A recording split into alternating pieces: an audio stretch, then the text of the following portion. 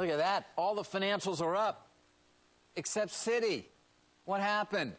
It's actually up from yesterday's close. Remember, it crossed below 30. That took the rest of the market down a good deal after Citi crossed below 30. What was that, around 3 o'clock or so yesterday, if memory serves? But this morning, despite, well, now it's back into positive territory, up 1 cent, 13 cents.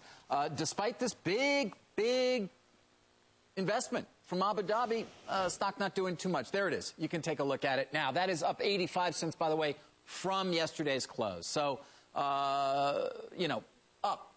up as much as some might have expected with a $7.5 billion cash infusion. That is difficult to say. And, of course, you can take a look at what's happened to Citigroup. I mean, you're talking almost half the market cap has gone away in the last 6 months or so. That's just stunning. Truly stunning, as the company has been dealing, of course, with significant write-downs, with questions about its growth prospects, with questions, of course, about who's going to be leading this company.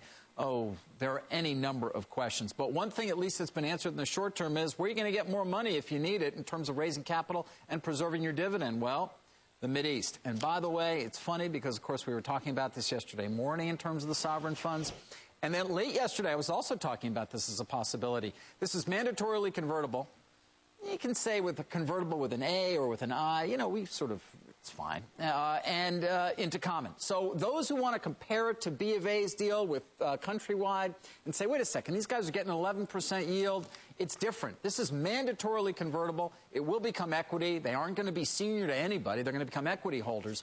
But for now, they are getting 11% yield. And that is quite a large yield, one would expect, and some in the market perhaps keying off of that 11% yield and saying, wow, Citi's got to pay 11% for money, that's not good.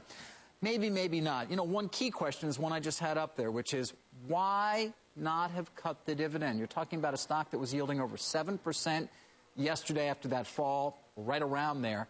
Why preserve the dividend? You cut the dividend, you're probably in a better negotiating position in raising that capital. Certainly a key question here. We got to go, Aaron. Back to you. All right, David, thanks very much to you. Much more on that story coming up.